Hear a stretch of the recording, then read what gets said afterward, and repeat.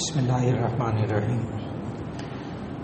ایک صاحب نے سوال کیا ہے کہ میں نے موٹر سائیکل خریدنے کی غرض سے کمیٹی ڈالی جو کہ 2 لاکھ روپے مالیت کی تھی، اب وہ نکل آئی ہے، لیکن مجھے کچھ اور پیسے بھی درکار ہیں تو میں بھی انتظار کروں گا۔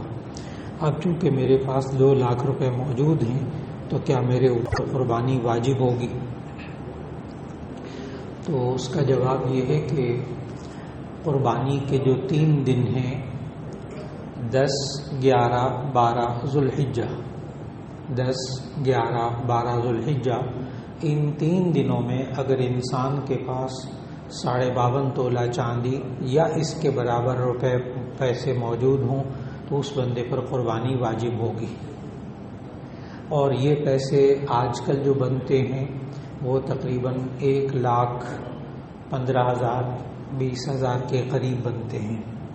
تو اگر کسی بندے کے پاس 1,20,000 کے قریب ہوں، ضرورت سے زائد ہوں، تو ایسی صورت میں اس پر قربانی واجب ہو جائے گی۔ اگر یہ اپنی سواری خرید لے 2 لاکھ روپے سے تو اس پر پھر چونکہ وہ خرچ ہو چکے، اس کی سواری میں آ چکے، اس پر قربانی واجب نہیں۔ لیکن اب چونکہ موجود ہیں اس کے پاس، اگرچہ ضرورت کے لیے ہے لیکن یہ بچت ہے اس کی، تو اس پر قربانی واجب ہو جائے گی۔ اب یہ ضروری نہیں ہے کہ وہ 50-60 ہزار کا بکرا ہے، وہ گائے میں بھی حصہ ڈال کر قربانی کر سکتا ہے، اس لیے راستہ موجود، لیکن یہ جو انہوں نے بات پوچھی ہے اس صورت میں ان پر قربانی واجب ہو جائے گی۔ اور اگر یہ عید سے پہلے موٹر سائیکل خرید لیتے ہیں، وہ پیسے خرچ ہو جاتے ہیں، قربانی سے بچنے کے لیے نہیں۔ اب یہ انما الاعمال بالنیات، اب اعمال کا دار و مدار نیت پر ہے۔ اگر وہ عید سے پہلے موٹر سائیکل خرید لیتے ہیں، سواری خرید لیتے ہیں، گاڑی خرید لیتے ہیں، وہ سارا پیسہ اس میں لگ گیا اور ان 3 دنوں کے اندر اس کے پاس پیسہ نہ ہوا تو قربانی واجب نہیں ہوگی۔ لیکن ایسے حالات میں انسان کے پاس اتنا ہو جاتا ہے کہ باوجود سواری خریدنے کے پھر بھی قربانی کر سکتا ہے۔ بھئی انسان کی نیت ہو جائے تو اللہ تعالیٰ برکت دیتا ہے، توفیق بھی دے دیتا ہے۔ یہ کہتے ہیں کہ اونٹ جو ہے سانپ کا شکار کر لیتا ہے، کھا لیتا ہے، تو پھر یہ حلال کیسے ہوا؟ اچھا، اصل میں جانوروں کے چوپایوں کے حلال حرام کے لیے اللہ کے نبی صلی اللہ علیہ وسلم نے ہمیں ایک اصول بتایا ہے کہ ذی ناب یصید بہ، یہ حدیث کے الفاظ ہیں، ذی ناب یصید بہ، کچلی والے جانور جو کچلی سے شکار کرتے ہیں وہ چوپائے حرام ہیں۔ کچلی کہتے ہیں انسان کے اندر بھی ہوتی ہے، سامنے کے جو 4 دانت ہیں ان کے ساتھ 2 نوکیلے دانت ہیں جن کو ہم سوئے کہتے ہیں، ان کو عربی میں ناب کہتے ہیں، ہم اردو میں ان کو کچلی بھی کہتے ہیں، پنجابی میں ان کو سوئے کہتے ہیں، بڑے مضبوط دانت ہوتے ہیں۔ یہ گوشت خور جانوروں میں ہوتے ہیں، شیر میں، چیتے میں، کتے میں، بلی میں۔ تو یہ جتنے جانور ہیں جن کے اندر ذی ناب ہیں اور وہ شکار کرتے ہیں کچلی سے تو وہ حرام ہیں۔ اور یہ ایک جانور ایسا ہے جو کچلی تو ہے، اس کی ناب ہیں، سوئے ہیں، لیکن وہ شکار نہیں کرتا، اس لیے وہ حلال ہے، اور وہ اونٹ ہے۔ اونٹ کے اندر کچلی ہے لیکن یہ شکار نہیں کرتا، اس لیے اس کا گوشت حلال ہے۔ اور باقی رہا سانپ، تو سانپ اگر اس کو تکلیف پہنچائے تو تب یہ اس کو مارتا ہے، اس کو نگل بھی لیتا ہے، لیکن شکار کرنا اس کی عادت میں شامل نہیں، اس لیے اللہ نے اس کو اونٹ کو حلال قرار دیا۔ کہتے ہیں کہ دوسرا ایک مسئلہ پوچھا ایک صاحب نے کہ گراؤنڈ میں مصلی بنا ہوا ہے، وہاں اذان اور جماعت ہوتی ہے، کیا ایسی جگہ پر نماز ادا کرنے سے مسجد کا ثواب ملے گا؟ گراؤنڈ میں جہاں عام بندہ کرکٹ کھیلتا ہے یا کوئی فٹ بال کھیلتا ہے، وہاں گراؤنڈ میں یا سیر کرنے جاتا ہے، وہاں مصلی بنا ہوا ہے، تو انہوں نے خود ہی لفظ بول دیا، مصلی کہتے ہیں نماز کی جگہ، صلاۃ کی جگہ، مصلی کا مطلب ہوتا ہے۔ اور مسجد کس کو کہتے ہیں؟ جس جگہ کو اللہ کے لیے وقف کر دیا جائے، پھر نہ اس کو بیچا جا سکتا ہے نہ خریدا جا سکتا ہے، ساری قیامت تک وہ اللہ کے لیے وقف ہو جاتی ہے، اس کو مسجد کہتے ہیں۔ اور جو ویسے نماز کی جگہ بنا لی جاتی ہے، پارک میں بنا لی گئی کوئی جگہ، نماز کی شکل بھی بنا لی گئی، عمارت بھی بنا لی گئی، کوئی کمرہ بنا لیا گیا، یا فیکٹری کے اندر کوئی ایک جگہ بنا لی گئی اور نیت وقف کی نہیں کی، تو وہ مصلی ہے۔ یا بلڈنگ ہے، اس کے اندر ایک کمرہ، دفتر کے اندر ایک کمرہ مخصوص کر لیا نماز کی جگہ، تو اس کو مصلی کہتے ہیں۔ اسی طرح ایئرپورٹ پر بھی جو لاؤنج میں نماز کی جگہ بنی ہوئی ہے وہ بھی مصلی ہے، وہ بھی مسجد نہیں ہے۔ اب بات کو سمجھنا ہے، ایک ہے فرض نماز ادا کرنا، ایک ہے جماعت کے ساتھ ادا کرنا سنت مؤکدہ، ایک ہے فرض نماز ادا کرنا، ایک ہے جماعت کے ساتھ ادا کرنا سنت مؤکدہ، ایک ہے مسجد میں نماز پڑھنا وہ الگ سنت۔ یہ بڑی توجہ سے بات سننے والی، بڑا مسئلہ آتا ہے یہ دفتروں میں اور کاروباری اداروں میں کہ جی ہم جا ہی نہیں سکتے مسجد تک، مسجد بہت دور ہے یا ہے نہیں اس علاقے میں، اور ہم نے ایک مصلی بنایا ہوا دفتر میں، اس میں نماز پڑھتے ہیں۔ تو ایسی صورت کے اندر یہ انسان اکیلے نماز پڑھے گا، فرض ادا کرے گا، اس کی فرض نماز ادا ہو جائے گی۔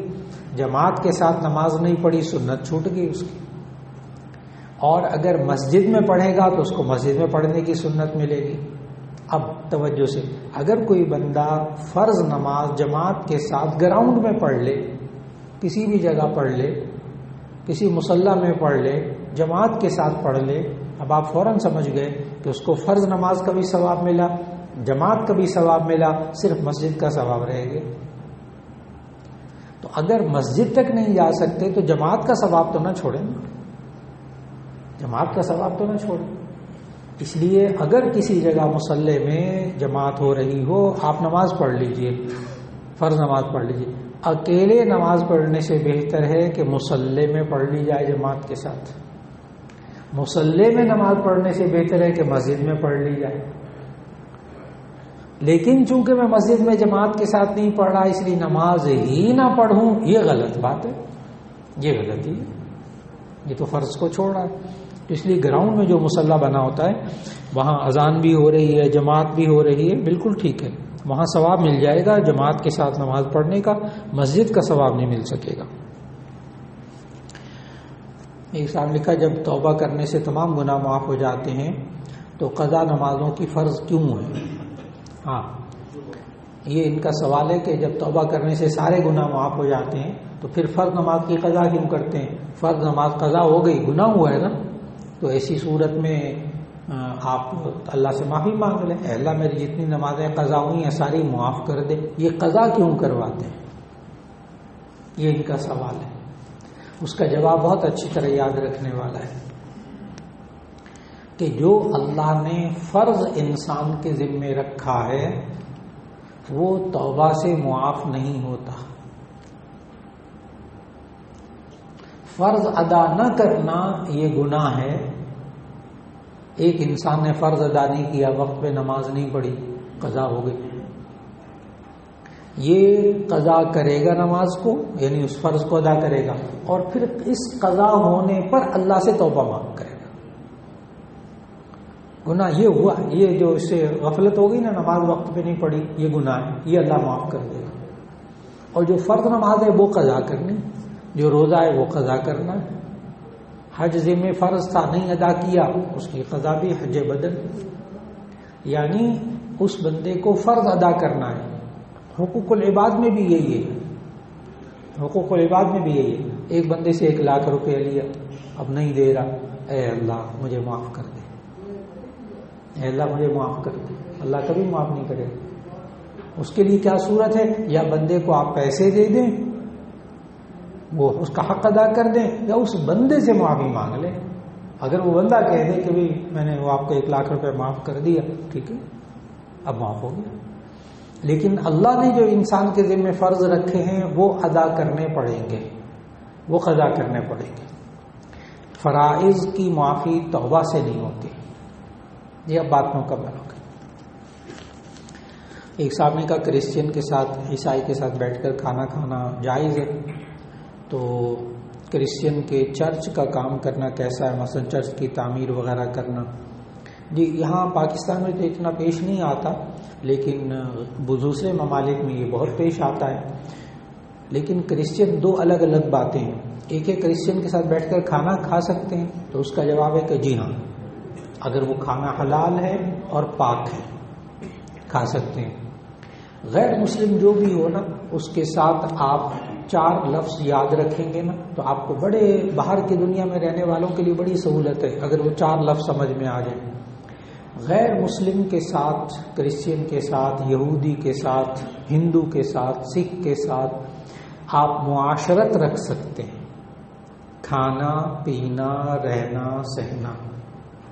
وہ بہت سوالات آتے ہیں کہ جی میرا روم میٹ ہے وہ ہندو ہے، میرا روم میٹ ہے وہ کرسچن ہے، وہ سکھ ہے، میں کیا کروں؟ جی آپ رہ سکتے ہیں اس کے ساتھ. وہ اس کے ساتھ کھانا پینا پڑتا ہے، جی کھا پی لیں اس کے ساتھ. بس 2 ہی بات ہے، حلال ہو اور پاک ہو. تو معاشرت جائز، غیر مسلم کے ساتھ معاشرت جائز. نمبر 2 معاملات، لین دین جائز. آپ غیر مسلم کمپنی میں کام کریں جائز، کسی یہودی سے قرضہ لیں جائز، کسی کرسچن سے قرضہ لیں اسے کاروبار کریں جائز. تو غیر مسلم سے معاملات بھی جائز. 2 لفظ ہو گئے، معاشرت بھی جائز، رہنا سہنا کھانا پینا، اور معاملات لین دین کرنا بھی جائز. اب نمبر 3 مواسات، غم خاری، دکھ درد میں کام آنا، مواسات، یہ بھی جائز. کرسچن بیمار ہو گیا، آپ اس کو اسپتال میں لیے پھر رہے ہیں، اس پر پیسے خرچ کر رہے ہیں، اس کو دوائی لا کے دے رہے ہیں، اس کو کھانا کھلا رہے ہیں. کرسچن ہے، ہندو ہے، سکھ ہے، جائز جائز. ابھی کرونا کے دنوں میں ہندوستان کے اندر آج بھی ہندو اس بات کا اعتراف کر رہے ہیں کہ مسجدوں میں انہوں نے ہندوؤں کا لا کر علاج کیا ہے. کرونا کے دنوں میں لوگ چھوڑ رہے تھے، اپنے گھروں سے نکال رہے تھے، اور مسجدوں کو ہسپتال بنا دیا گیا. لوگوں نے مسلمانوں نے اپنے گھروں میں فالتو چارپائیاں تھیں نا، وہ تک ہندوؤں کو دے دی کہ تاکہ ان کا علاج ہو جائے. اور جب وہ پلازما کی باری آئی، خون دینے کی باری آئی وہ کرونا کے اندر، تو مسلمانوں نے خون دیا ہے ہندوؤں کو. مواسات، غمخواری، دکھ درد میں کام آنا جائز. تو معاشرت بھی جائز، معاملات بھی جائز، مواسات بھی جائز. اب چوتھا لفظ ہے جو جائز نہیں ہے، اور وہ ہے موالات، قلبی دوستی. قلبی دوستی، ایسی قلبی دوستی جس سے انسان وہ ہندوؤں والے کام کرنے لگ جائے، عیسائیوں کے کام کرنے لگ جائے، حرام کھا رہا ہے، شراب پی رہا ہے، خنزیر کھا رہا ہے، کوئی پرواہ نہیں. ایسی دوستی اب یہاں سے بریک لگانی ہوگی، یہاں سے واپس پلٹنا ہوگا. اب بات مکمل ہوگی. تو کرسچن کے ساتھ بیٹھ کر کھانا جائز. اسی طرح ہمارے پاکستان میں بہت یہ سوال کرتے ہیں لوگ کہ جی وہ ہم نے کام والی رکھی تھی، وہ روٹی پکاتی ہے، کھانا پکاتی ہے، وہ کرسچن ہے، تو کیا ہم اس کے ہاتھ کا پکا ہوا کھا سکتے ہیں؟ جی 100% حلال ہے کرسچن کے ہاتھ کی پکی ہوئی روٹی، اس کا کھانا، بشرطے کہ اس کا ہاتھ پاک ہو. اس کو کہہ دیا جائے کہ تم صابن سے اچھی طرح 3 دفعہ ہاتھ دھو لیا کرو. اچھا، ایک اور سوال ہمارے معاشرے میں بہت ہے کہ وہ ہمارے کپڑے دھوتی. اب تو واشنگ مشین آ گئی، ورنہ وہ ہاتھ سے کپڑے دھوتی. تو جی کرسچن کیا کپڑے دھوئے تو وہ پاک ہو جاتے ہیں؟ ہم نے کہا جی ہاں پاک ہو جاتے ہیں. اب سوال یہ کہ وہ تو کلمہ نہیں پڑھتی، کلمہ شہادت پڑھتے نا پاک کرتے ہوئے، تب پاک ہوتے ہیں کپڑے، اس کے بغیر پاک نہیں ہوتے. تو وہ تو کلمہ نہیں پڑھتی. اس کا جواب یہ ہے کہ ہمیں دین نے نہیں یہ بات سکھائی کہ کپڑے پاک کرنے کے لیے کلمہ شہادت پڑھو. یہ لوگوں کی بنائی ہوئی بات ہے، لوگوں کی بنائی ہوئی بات ہے. 3 دفعہ کپڑا دھوئیں، اس کو نچوڑیں، کپڑا پاک ہو گیا، چاہے وہ عیسائی عورت ہو کپڑے دھونے والی، جائز. اب اسی طرح کا کرسچن کے چرچ کا کام کرنا کیسا ہے؟ جی چرچ کی تعمیر، تو اگر وہ آپ ملازمت کر رہے ہیں، آپ تعمیر کر رہے ہیں، معمار ہیں، آپ لکڑی کا کام کر رہے ہیں، آپ شیشے کا کام کر رہے ہیں اور چرچ کا کام کر رہے ہیں، جائز جائز. ہاں البتہ ان کی عبادت میں شریک نہیں ہونا، ان کی عبادت میں شریک نہیں ہونا. اسی طرح اگر وہ مثال کے طور پر ہندو بت بناتا ہے تو اب مسلمان کے لیے جائز نہیں ہے کہ وہ بت بنائے، یہ جائز نہیں. ہاں عمارت تعمیر کر لے اس کی گنجائش موجود. ایک صاحب نے کہا کہ خاتون کی اپنے دیور کے ساتھ بول چال کس طرح کی ہونی چاہیے. انہوں نے سوال کیا دیور کے ساتھ خاتون، یعنی ایک انسان کی شادی ہو گئی اور شادی کے بعد اس کا دیور بھی ہے، تو یہ جو شادی شدہ لڑکی ہے اس کا دیور کے ساتھ کیسا رویہ ہونا چاہیے؟ تو اس کا جواب پہلے غور سے سنیے گا. اس کا رویہ دیور کے ساتھ ایسا ہی ہونا چاہیے جیسا آپ کا رویہ موت کے ساتھ ہوتا ہے. موت کے ساتھ، موت سے انسان بچتا ہے، پتا ہو یہ ننگی تار ہے، سو ہاتھ لگاؤں گا تو مر جاؤں گا، کرنٹ لگے گا، تو انسان بچتا ہے نا، اس سے موت سے بچتا ہے نا. یہ میں نے کیوں کہا کہ دیور کے ساتھ کیسے تعلقات رکھے جیسے موت ہے؟ اس لیے کہ یہ جامع ترمذی کی حدیث ہے کہ نبی صلی اللہ علیہ وسلم سے ایک صحابی نے پوچھا یا رسول اللہ، عربی میں کہتے ہیں دیور کو کہتے ہیں حمون، ہا میم واو، دیور کو کہتے ہیں حمون، ہا میم واو. تو حمون دیور کے بارے میں نبی صلی اللہ علیہ وسلم سے پوچھا تو نبی صلی اللہ علیہ وسلم نے فرمایا الحمو الموت، الحمو الموت. حمد جو ہے یہ دیور، یہ موت ہے. اب دیکھیے کتنا گہرا اصول زندگی کا سمجھایا. اب یہ زندگی اور موت جو ہے نا یہ ساتھ ساتھ چلتے ہیں، ساری زندگی اور موت ساتھ ساتھ، لیکن آپ ذرا بچ کے چلتے ہیں، بس ساتھ ساتھ رہنا ہے، اس گھر میں ہی رہنا ہے. جوائنٹ فیملی سسٹم ہے، لہذا دیور کے ساتھ تنہائی میں نہ بیٹھے، دیور کے ساتھ ہنسی مذاق نہ کرے، بے تکلفی نہ رکھے. دیور کو کھانا کھلانا ہو ضرور کھلا دے، تنہائی میں نہ رہے اس کے ساتھ کہ دیور کچن میں آیا ہوا ہے، گپیں لگ رہی ہیں، مذاق ہو رہے ہیں، اور دیور کے کمرے میں جا کے جناب اس کے ساتھ بیٹھے ہوئے ہیں، کچھ گپیاں کر رہے ہیں. دیور ہے، شوہر کا بھائی ہے. میں پھر بتا دوں، جو لوگ ڈسے ہوئے ہیں ان حالات کے ان سے پوچھیں کہ دیور موت ہے یا نہیں. یہ صرف وہی بتا سکتا ہے، اس لیے کہ شوہر کے پہلے بے تکلفیاں ہوتی ہیں، شادی ہوتی ہے نا، وہ ہنسی مذاق، دیور بھابھی کا آپس میں ہنسی مذاق، بے تکلفی، فلاں یہ وہ، سارے بہت خوش. اور اب میں بات پتہ کیا کرنے لگا ہوں، چند دنوں کے بعد شوہر نے دیکھ لیا کہ اس کی بیوی میرے بھائی یعنی دیور کے ساتھ اکیلے کمرے میں ہنس رہی تھی، کہہ لگا رہی تھی، ہاتھ میں ہاتھ مار رہی تھی، بس اس کے ذہن میں اب شک پیدا ہو جائے گا. آپ سب سمجھ رہے ہیں، ایک شک پیدا ہو جائے گا. بس اس کے بعد جو تباہی شروع ہوگی نا اس گھر کی، وہ اس بیوی کے اختیار میں نہیں ہوگا کچھ. اب دیکھیں، اب نبی صلی اللہ علیہ وسلم کو اس جملے کو سمجھیں، الحم الموت. تو رہنا ہے، نفرت نہیں کرنی، اس کو دیور کو گھر سے نہیں نکالنا، اس کے ساتھ کھائیں بھی، سب بیٹھے ہیں ٹیبل پہ کھا لیں، بیٹھ کے کھا لیں، ادب و احترام تقاضے سامنے رکھیں، اور بے تکلفی، تنہائی میں رہنا، ہنسی مذاق کرنا، بس ان دو چند چیزوں سے بچنا ہوگا. زندگی بھی گزر جائے گی، دیور بھی ساتھ رہ لے گا، اور وقت بھی گزر جائے گا انشاءاللہ.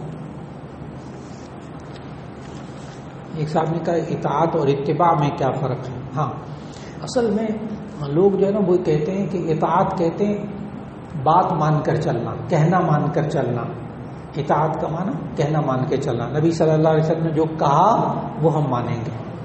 اتباع کا معنی ہے پیروی کرنا، نقش قدم پہ چلنا. نبی صلی اللہ علیہ وسلم جیسا کرتے تھے ویسا ہم کریں. اب بعض معاشرے میں نا ہمارے ہاں ذرا تھوڑا سا واضح الفاظ میں کہوں گا، بعض حضرات نا منکرین حدیث کا انکار کرتے ہیں، سنتوں کا انکار کرتے ہیں. ان کے جملے ہیں یہ والے کہ جی ہم نبی صلی اللہ علیہ وسلم کی اطاعت کرنے کے پابند ہیں. قرآن میں آتا ہے اطیعوا اللہ واطیعوا الرسول. نبی صلی اللہ علیہ وسلم اس طرح کے کپڑے پہنتے تھے، اس طرح کھانا کھاتے تھے، اس طرح رہتے تھے، اور دائیں ہاتھ سے کھانا کھاتے تھے، دائیں پاؤں پہلے دائیں ہاتھ سے کام کرتے تھے، بائیں ہاتھ کو برے کاموں کے لیے استعمال کرتے تھے اور فلاں کرتے تھے. یہ عرب کا کلچر تھا، یہ وہاں کا کلچر تھا، یہ ہمارے اوپر اتباع ہمارے اوپر لازم نہیں ہے. بڑا گہرا سوال ہے یہ والا. تو بات کہتے ہیں قرآن میں اطیعوا اللہ واطیعوا الرسول، اللہ اور اس کے رسول کی اطاعت کرو. بس اطاعت کا معنی کہنا ماننا، جو انہوں نے کہا وہ ہم کریں گے، لیکن جیسا وہ کرتے تھے ویسا ہم کریں یہ ہمارے اوپر لازم نہیں ہے. اب اس کا جواب غور سے، اس کا جواب یہ ہے کہ قرآن مجید میں اطاعت کا حکم الگ آیات میں ہے، اتباع کا حکم الگ آیات میں ہے. اطیعوا اللہ واطیعوا الرسول وہاں اطاعت کا حکم ہے، اور اتباع والی آیت ایک آیت سنا دیتا ہوں سورہ ال عمران کی. قل ان کنتم تحبون اللہ فاتبعونی، قل ان کنتم تحبون اللہ فاتبعونی، اے نبی صلی اللہ علیہ وسلم آپ کہہ دیجئے ان لوگوں سے اگر تم اللہ سے محبت کرتے ہو تو میری اتباع کرو.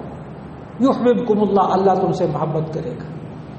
تو اللہ نے اطاعت کا حکم بھی دیا ہے، اتباع کا حکم بھی دیا. اب توجہ سے، جہاں فرض ہے اطاعت کرنا اتباع کرنا وہاں فرض ہے، جہاں واجب ہے وہاں واجب ہے، جہاں اتباع سنت ہے وہ سنت ہے. سنت غیر مؤکدہ ہے تو سنت غیر مؤکدہ ہے. اب میں مثال دینے لگا ہوں تاکہ آپ حضرات کا ذہن واضح ہو جائے. نبی صلی اللہ علیہ وسلم نے ساری زندگی تہبند باندھی، دھوتی باندھی، شلوار پہنی نہیں. اب کیا شال میں شلوار پہننا جائز ہے؟ تو اس کا جواب ہے کہ جی ہاں، ہمیں ناجائز ہونے کے لیے دلیل چاہیے، جائز ہونے کے لیے ہمیں دلیل چاہیے ہی نہیں. ہمیں ناجائز ہونے، نبی صلی اللہ علیہ وسلم کے زمانے میں اینک ہوتی نہیں تھی. یہ مولانا آپ نے اینک پہنی ہوئی تو خلاف سنت ہے. جی نہیں، ہمیں اینک کی ممانعت کی دلیل چاہیے، وہ ہے نہیں، اس لیے اینک جائز. مولانا آپ نے گھڑی پہنی ہوئی، یہ گھڑی تو نبی صلی اللہ علیہ وسلم کے زمانے میں ہوتی نہیں تھی، اب تو خلاف سنت. نہیں، خلاف سنت نہیں، گھڑی کی ممانعت نہیں ہے، لہذا یہ جائز. اب نبی صلی اللہ علیہ وسلم نے ساری زندگی تہبند باندھی، لیکن اس کو لازم نہیں کیا کہ اگر تم تہبند نہیں باندھو گے تو جہنم میں جاؤ گے، تمہیں گناہ ہوگا.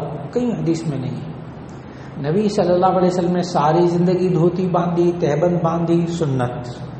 کوئی بندہ ساری زندگی اگر ایک مرتبہ بھی تہبند نہ باندھے اس کو گناہ نہیں ہوگا. اب اس کو سمجھنا ہے کہ نبی صلی اللہ علیہ وسلم کی جو ساری زندگی ہے اس کو ہم نے دیکھنا ہے، کون سی چیزیں سنت ہیں، کون سی چیزیں سنت غیر مؤکدہ ہیں، کون سی سنت مؤکدہ ہیں. سنت مؤکدہ کی مثال دیتا ہوں. دائیں ہاتھ سے کھانا کھانا، یہ سنت مؤکدہ. کوئی بائیں ہاتھ سے کھائے گا اسے گناہ ہوگا. کیوں؟ اب وہ حدیث ہے کہ بھی تم لوگ دائیں ہاتھ سے کھانا کھایا کرو، بائیں سے نہ کھایا کرو. کیوں؟ فإن الشیطان یأکل بشمالہ، جامع ترمذی کی حدیث. کیونکہ شیطان بائیں ہاتھ سے کھاتا ہے. اب وہاں ممانعت آ گئی. اب ہم دائیں ہاتھ سے کھانا سنت. اچھا، دایاں پاؤں پہلے جوتے میں ڈالنا، دایاں پاؤں مسجد میں داخل کرتے ہوئے پہلے رکھنا، سنت غیر مؤکدہ. اب کوئی بندہ نہیں دھیان دیتا، بایاں پاؤں پہلے رکھ لیتا، اسے گناہ نہیں ہوگا. اب میرا خیال آپ بات سمجھ رہے ہیں، اسے گناہ نہیں ہوگا. اگر پہلے بایاں جوتا پہن لیا اسے گناہ نہیں ہوگا.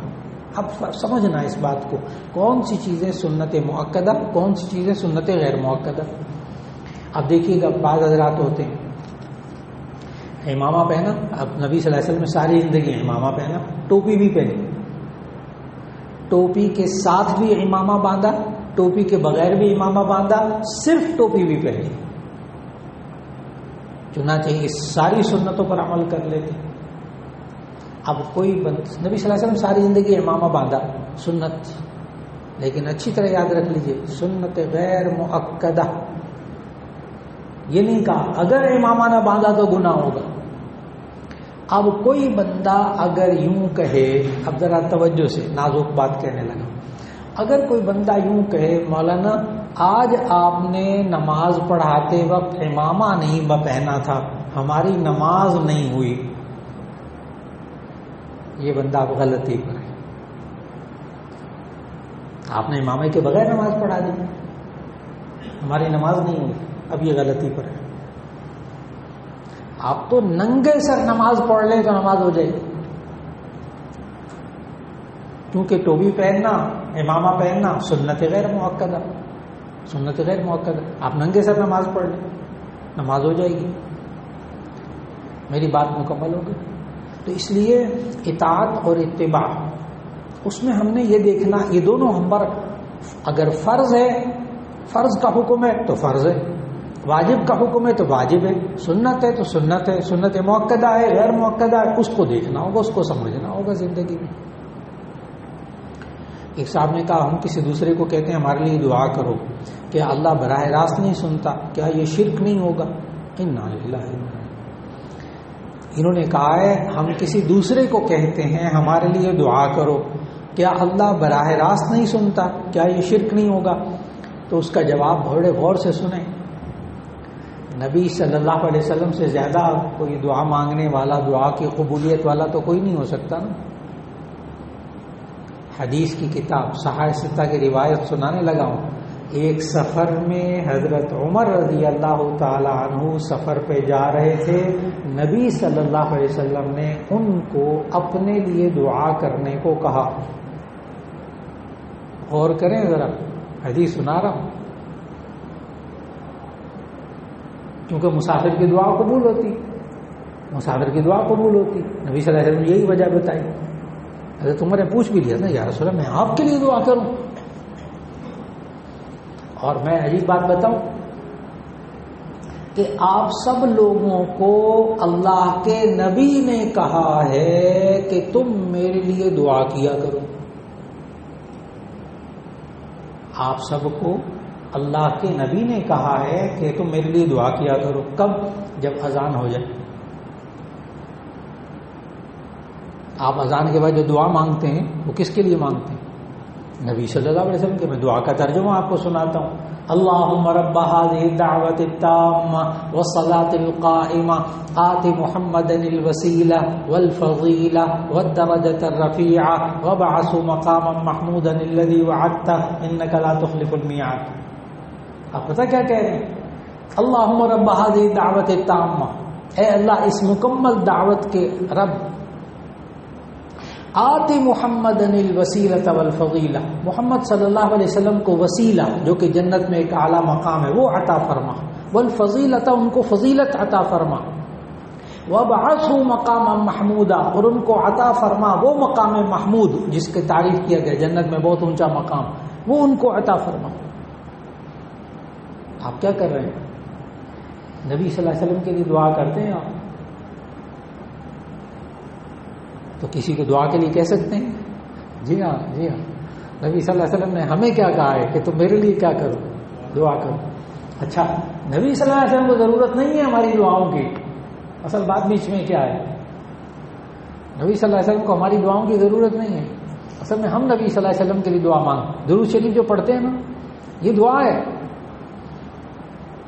اللہم صلی علی محمد، اے اللہ محمد صلی اللہ علیہ وسلم پر رحمت کاملہ نازل فرما. آپ درود شریف میں کیا کرتے ہیں؟ نبی صلی اللہ علیہ وسلم کے لیے دعا کرتے ہیں. نبی صلی اللہ علیہ وسلم نے خود سکھایا، آپ کو کہا ہے میرے لیے دعا کرو. تو جب نبی جیسے ہستی، ہاں سید الانبیاء ہمیں کہتے ہیں میرے لیے دعا کرو، تو آپ دوسرے کو نہیں کہہ سکتے میرے لیے دعا کرو.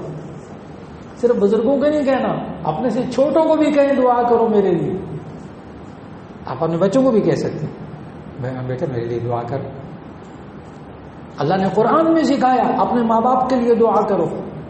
رب ارحمہما، سورہ بنی اسرائیل آیت نمبر 24. رب ارحمہما کما ربیانی صغیرا، اے اللہ ان دونوں پہ رحم فرما جیسے انہوں نے بچپن میں پالا. تو چھوٹے بزرگوں کے لیے دعا کریں اور بزرگ بھی چھوٹوں کے لیے دعا کریں.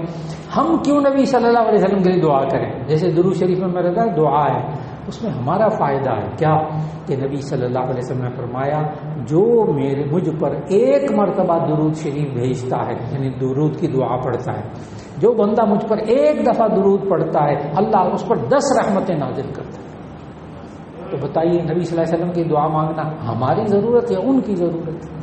ہماری ضرورت، ہماری ضرورت. جی ہاں ہاں، یہ بہت اچھا سوال کیا. ڈاکٹر صاحب نے سوال کیا یہاں وسیلے سے کیا مراد؟ یہاں وسیلے سے، اس دعا میں وسیلے سے مراد جنت کے اندر مقام، اعلیٰ مقام یہاں اس دعا میں، اس لیے کہ قرآن مجید میں احادیث میں وسیلے کے مختلف معانی آئے ہیں۔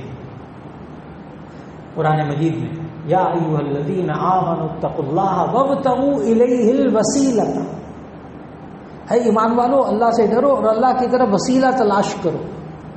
یہاں مفسر نے لکھا وسیلے کا ایک معنی ہے جنت میں اعلیٰ مقام، اس میں کوئی اختلاف نہیں، اور یہی وہ جنت میں اعلیٰ مقام ہے جو آپ اذان کے بعد دعا میں مانگتے ہیں۔ آتی محمد الوسیلۃ، محمد صلی اللہ علیہ وسلم کو وسیلہ عطا فرما، ایک تو یہ ہے۔ دوسرا وسیلہ کہتے ہیں ذریعے کو،